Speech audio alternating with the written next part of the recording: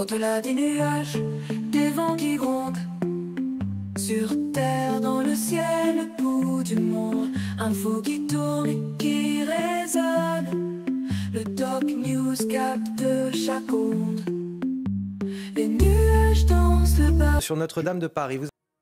Non, je voulais juste ajouter quelque chose, parce qu'on en parlait avec Michel Chevalet tout à l'heure. On n'a jamais eu la conclusion de l'enquête concernant l'incendie de Notre-Dame. Cette enquête n'a officiellement jamais été conclue. Enfin, je parle sous votre autorité, Michel. Donc on ne sait pas en réalité ce qui s'est passé. Le dossier a été refermé très rapidement pour dire un non-lieu. On ne comprend pas. C'était le laboratoire de la préfecture de police de Paris qui a été dessaisi. Et maintenant, c'est classé secret défense. On va avancer sur l'actualité puisque vous avez commencé à parler d'Ursula. Ce 15 avril 2019, la messe est célébrée à Notre-Dame, quand soudain, un message d'évacuation retentit.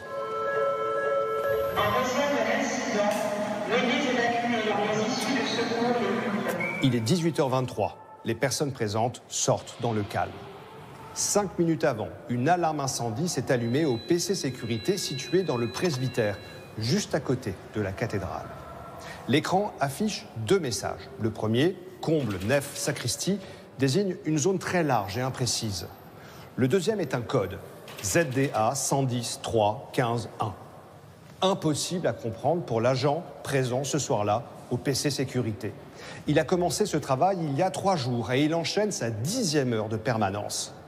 En se basant sur le premier message, il envoie le garde présent dans la cathédrale vers la sacristie à l'extérieur. Mais il n'y a rien. En réalité, le feu a démarré dans les combles de la nef, sous le toit. Plus précisément, sur une poutre horizontale, près de la flèche.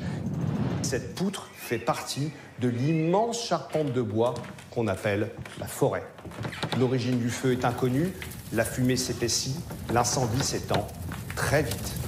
Mais l'agent de sécurité pense à une fausse alerte. Il a tout de même téléphoné à son responsable. Il faudra au total 30 minutes pour localiser correctement le détecteur de fumée qui s'est déclenché. Quand le garde monte les 357 marches qui mènent au comble, il découvre des flammes de plusieurs mètres.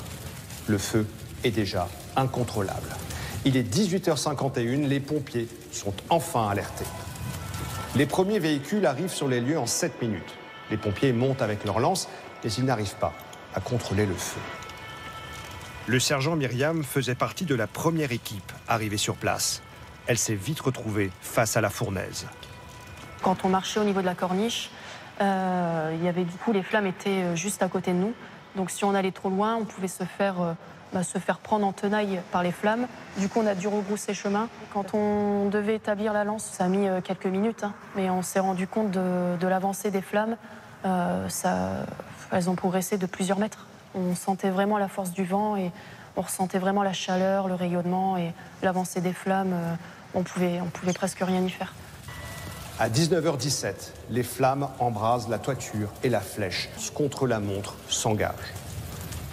À 19h50, 1h30 après la première alarme incendie, la flèche de Notre-Dame s'effondre. Elle pesait 750 tonnes. Dans sa chute, elle traverse la voûte de la nef qui s'écroule à plusieurs endroits. La secousse assourdissante est ressentie par la vingtaine de pompiers luttant dans les étages au plus près des flammes. Ordre leur est donné d'évacuer à cause du risque d'effondrement. Ce soir-là, le commandant Marc menait les pompiers qui luttaient au plus près de la flèche. Il y a un fracas assourdissant. Le premier réflexe pour nous, c'est de se mettre en sécurité. Donc on se met à l'intérieur de la tour. À ce moment-là, le feu est quand même très développé, la chaleur extrêmement intense. Vous savez, nous avons des casques qui sont argentés. La chaleur est tellement intense, le rayonnement est si fort que les casques commencent à changer de couleur. Ils deviennent un petit peu dorés. Et donc là, c'est signe pour nous que la chaleur commence à être à la limite du supportable. Et pour pouvoir ressortir, vous êtes obligé de ressortir de cet escalier qui passe par l'intérieur de la cathédrale. Et à ce moment-là, en arrivant dans l'intérieur de la cathédrale, on découvre les dégâts, on découvre cet amas de poutres en train de brûler, cette poussière, cette fumée, ce décor apocalyptique à l'intérieur de la cathédrale. Et je pense que c'est ce qui m'a le plus marqué. Il est 20h. À l'extérieur, plusieurs bras élévateurs prennent le relais et arrosent Notre-Dame. Dans la nef, d'autres équipes évacuent les reliques et éteignent les départs de feu causés par les brandons et le plomb en fusion qui coule du toit. Mais la situation va se compliquer. En hauteur, le vent d'est pousse les flammes vers la tour nord. À 21h, des flammes sont aperçues dans la tour. À l'intérieur, l'enchevêtrement de poutres en bois qui soutiennent les cloches commence à brûler. Si elle cède, la tour pourrait s'écrouler, entraînant avec elle la façade de Notre-Dame. Les pompiers lancent alors une opération commando. Ils remontent les escaliers, passent par la tour sud et s'approchent du brasier. Au bout de 15 minutes, très risqués, au milieu des poutres en feu, ils réussissent in extremis à éteindre l'incendie de la tour. C'est là enfin qu'on réalise en fait que le travail qui a été mené, que l'engagement qui a été fait, que l'ensemble des intervenants que vous avez envoyés dans des situations extrêmement difficiles, l'effort colossal qui a été mené pendant toutes ces heures au contact direct du brasier, eh bien tout ça a payé. Et il y a une immense fierté. Il est 11h moins 10. Le brasier a duré 4h30. Je vois le président de la République, il est droit, il est grave. Il doit valider l'option dans les 2 minutes.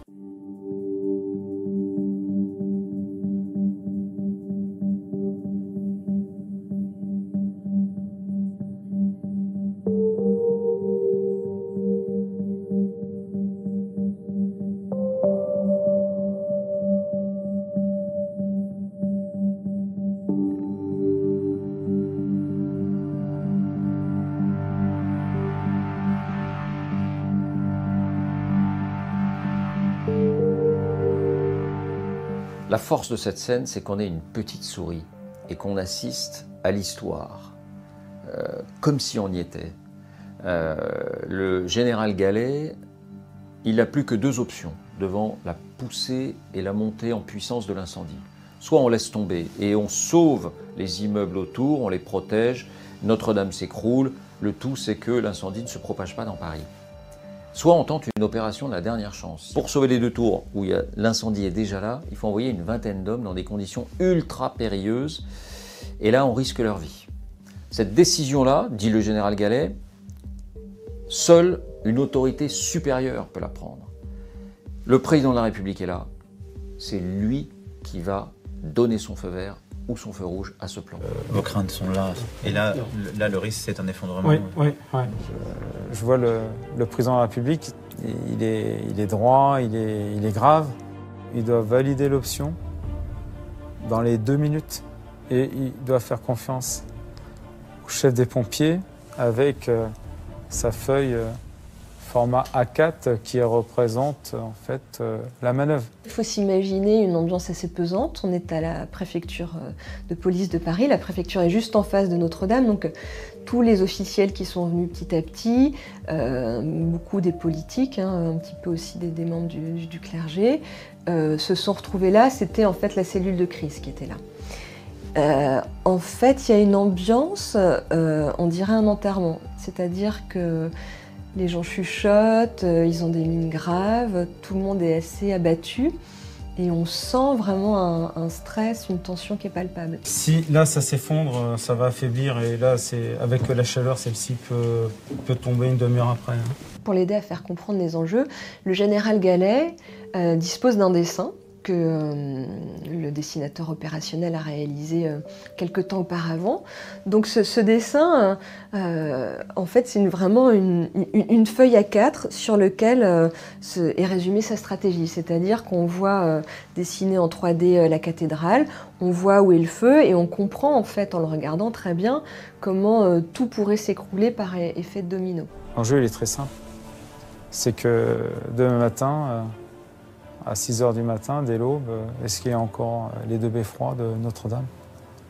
Ou alors Notre-Dame n'est plus qu'un amas de ruines fumantes?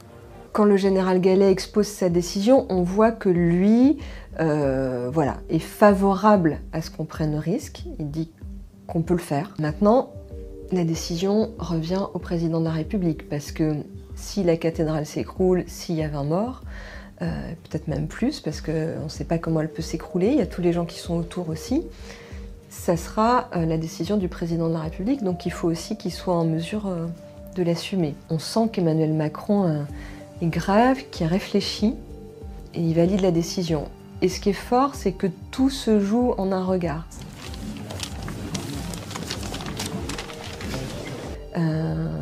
Il le regarde, il lui met la main sur l'épaule, il fait un oui de la tête et il lui fait un clin d'œil. On y va. Et il y va.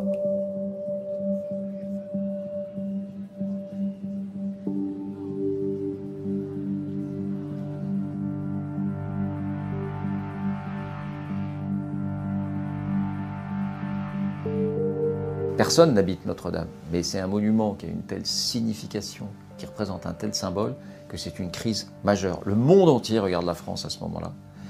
Donc elle symbolise la façon dont, au final, ce sont des hommes, de simples hommes. Bien sûr, il y a un président de la République et il y a un général des pompiers, mais au final, ce sont des hommes qui regardent, qui estiment, qui réfléchissent et qui donnent le feu vert ou le feu rouge. C'est ça qui est fascinant. C'est comment se jouent des décisions majeures. Et en voyant cette scène, on comprend comment se décident aussi des opérations militaires de très haut niveau. C'est un peu la même chose.